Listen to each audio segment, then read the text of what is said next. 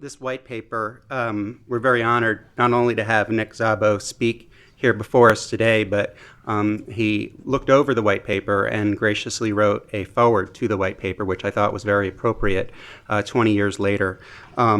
As we at the Chamber of Commerce seek to lead by example, simply put, we believe there's no better way to explain a concept through empowering critical academic work, such as facilitating patient privacy in clinical medical trials and helping to pioneer new cancer research. For many, though, blockchain is first and foremost a technology that can be applied in business. With the 2016 U.S. election cycle behind us, finding ways to increase economic growth is a challenge much on the minds of policymakers, corporations, and individuals, as we all seek to come to terms with the many political and economic trends impacting our world. The examples in our report demonstrate how smart contracts can act as the means by which the promise of blockchain can be delivered to dramatically increase productivity, reduce cost and operational friction, and create new business processes that will power the next stage of growth and development. Whether it is improving inventory tracking and reducing fraud in supply, enhancing data integrity and market transparency for corporate accounting, optimizing trade processing in the trillion-dollar over-the-counter derivatives market, or leading the way with new business, a fascinating area by pointing to which smart records can be brought, like personal property liens and home and commercial mortgages. And finally, we conclude our report with a keen-eyed look, this is for the lawyers in the room, on how the very first 21st century concept of smart contract fares when encountering a legal system for traditional contracts largely established over 500 years ago. The news is good. In many ways, the adaptability of the common law system we have in place in the United States, as well as in England and Canada and a number of other countries, followed by the original English approach, can accommodate methods of contracting that may have sounded like science fiction only a few dozen years ago.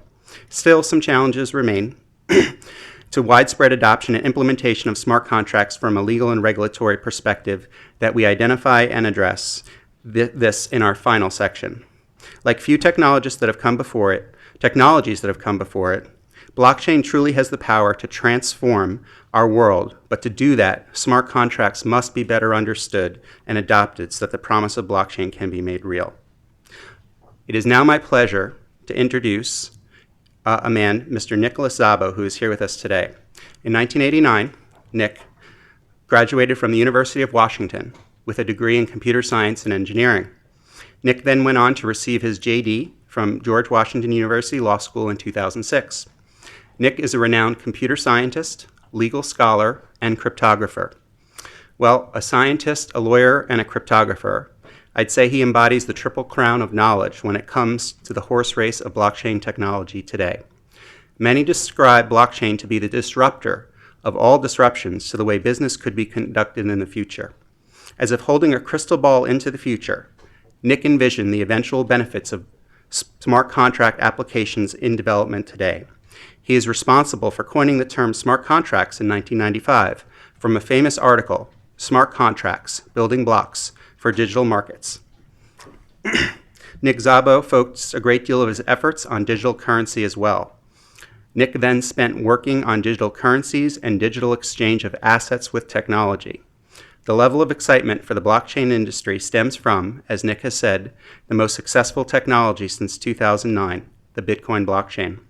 As a nonprofit trade association with a mission to promote the acceptance and use of digital assets and blockchain-based technology, based out of Washington, D.C., the Chamber of Digital Commerce is proud to present this honorary guest this afternoon as our keynote speaker.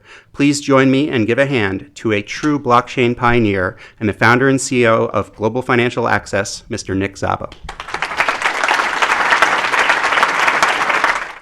Thank you, Jason. Thank you, Priyan. Welcome, everybody. So I'm going to talk about both some basics about smart contracts and give some examples. It's exciting for me to see the basic vision of smart contracts blossom in so many different ways that it has, and several of those are reflected in the white paper, which I greatly encourage you to read. And so first I want to talk about definitions, because there are several definitions floating around of what a smart contract might be. And First definition, this is the one I have used and developed the idea under, and still I think is the most popular definition. A machine programmed with rules that we could have defined in a contract, but instead of machine performs or verifies performance. So it's a security protocol that changes control over things conditional on performance. So, for example, you could think of a vending machine as kind of goofily being written as a contract instead, where the party, we'll talk about an old-fashioned machine that costed 10 cents for a soda. The party in the first puts in 2 nickels, aforesaid party gets a soda. If party puts in a dime, party gets a soda. If party puts in a quarter, party gets back a soda, a nickel, and a dime. Of course, this would be tedious to write this all out in a contract, so we design it into a machine instead. And you can imagine a machine with cash flows. Since we're in the era of smartphones, internet, blockchains, there's a much wider variety of things we can do in this vending machine-like way that we might have traditionally done with contracts or as part of contracts.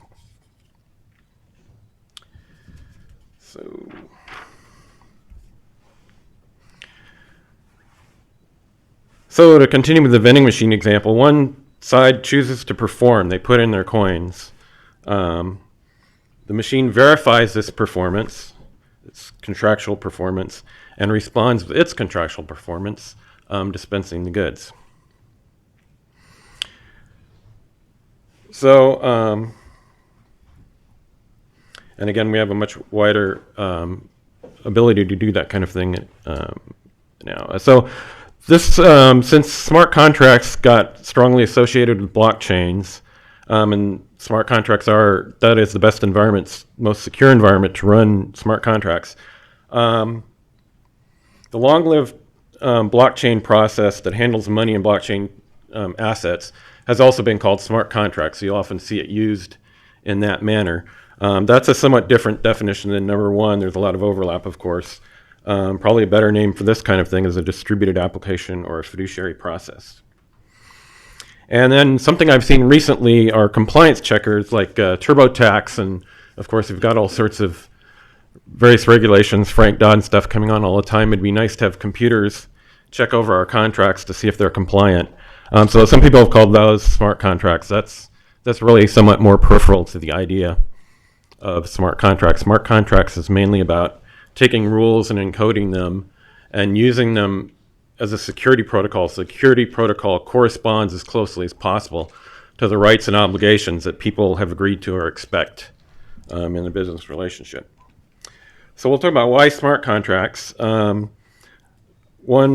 important thing is mental transaction costs. So there are some things like contracts for difference continually computes cash flows based on price differences.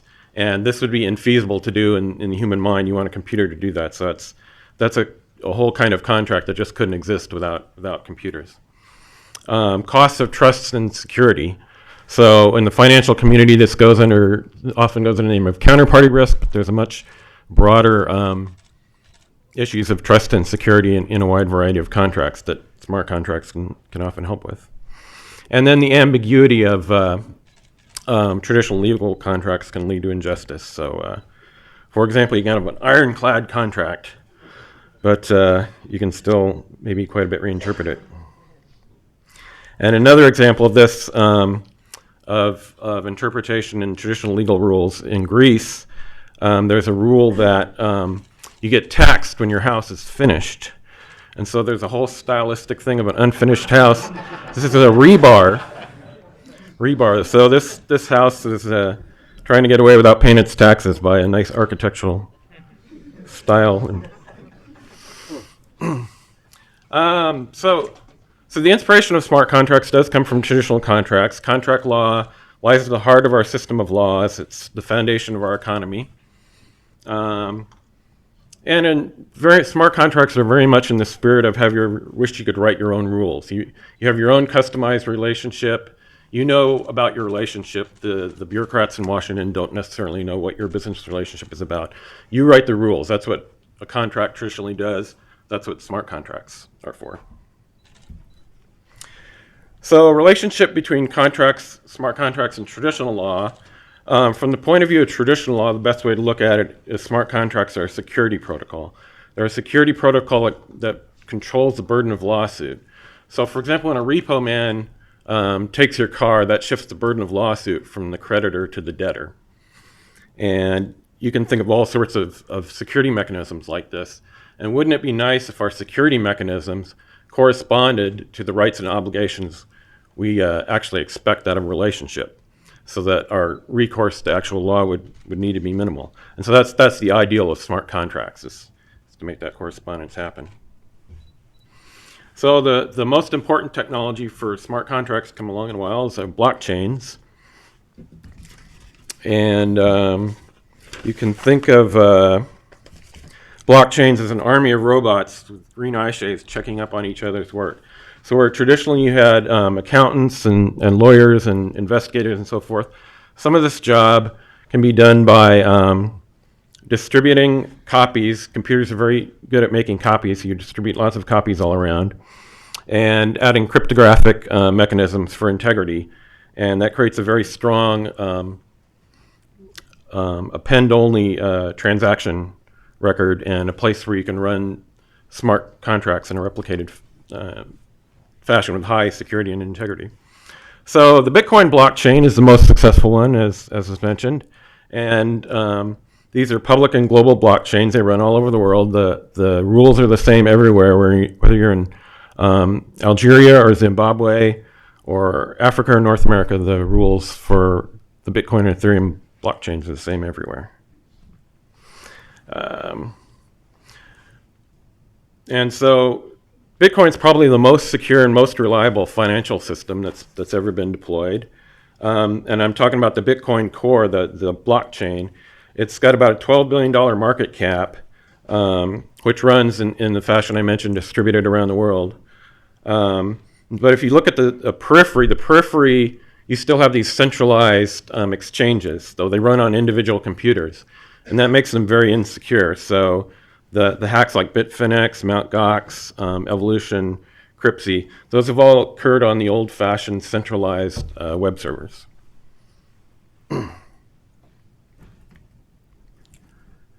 So traditional law, another weakness, I'll get into more comparisons between traditional law and smart contracts. Traditional law is manual, local, and often uncertain, and can involve, like my law firm internship with piles of paper there. And public blockchains are automated, global, and fairly relentless and predictable in their operation. So I'll give some examples and patterns of smart contracts. So two-party financial contracts, pools and assurance contracts, and along with that, putting organizational treasuries on a public blockchain. Algorithmic management is an interesting related topic involving the verification of task performance. And smart property. And so, let's see.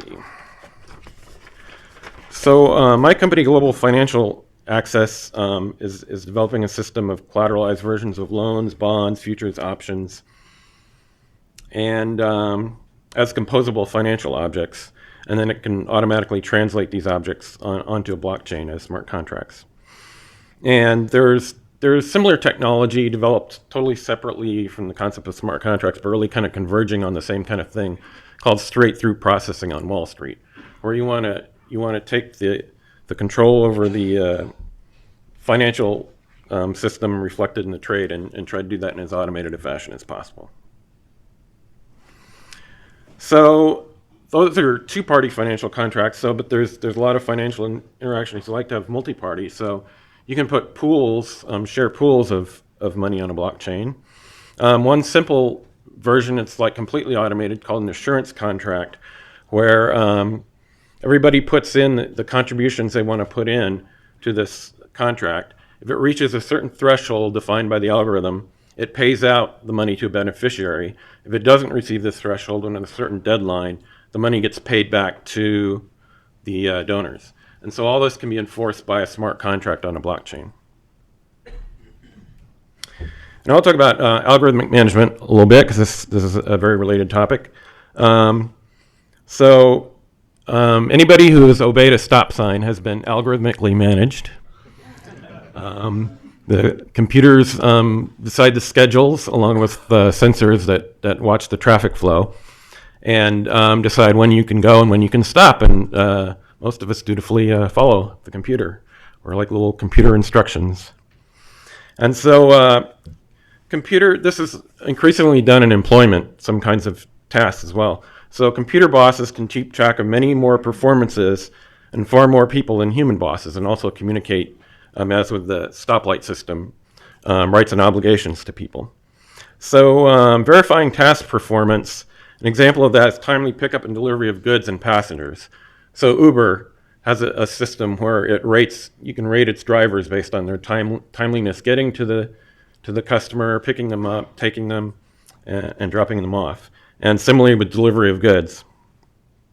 And in retail, you can have sensors in shops to measure customer flow, measure the cash and goods flow and the turnover, and give you metrics such as shopper yield, where you can reward employees. And I call them employees, but of course this actually changes the contractual relationship. So it's no longer necessarily an employment contract, but something new, basically, that some people may argue is or is not employment and entitled to perks of employment. But so, for example, here's a delivery people going on their computer-instructed way to deliver their goods. And to show this concept is not entirely new, we had scientific management efforts in the early 20th century that would define factory workers' tasks, and so it'd show you do this, do that, time and space studies. And they made fun of that as treating workers like robots, but we have just much more capability to define and measure and reward tasks now. So, and another thing you can interface with is property. So with locks, with entry evident or conditional entry spaces, you have laser brake sensors here. Combine these with smart contracts. So again, that your access reflects the actual rights and obligations that you have with respect to property.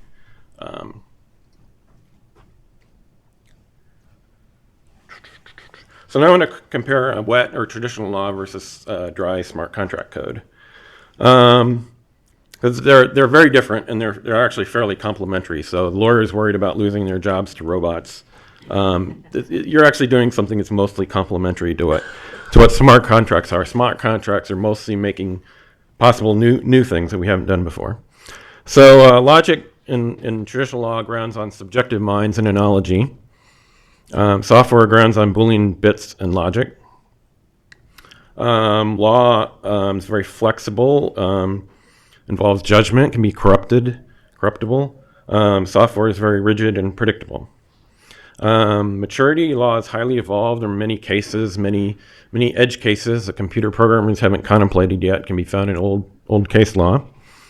And so software is brand new. And so if you're trying to do a $150 million, you might want to start with your club treasury rather than a $150 million venture capital fund on a blockchain. Probably a better idea. Jurisdictional silos. Law is very nationalistic and local, and blockchains apply the same software rules everywhere in the globe. Costs, lawsuits are expensive. Even getting a lawyer to draft your contract can be very expensive.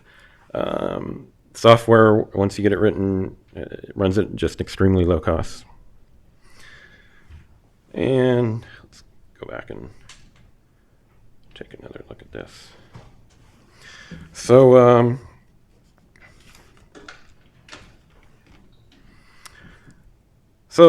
give another talk about Uber. So Uber is a ride-hailing app, of which there are about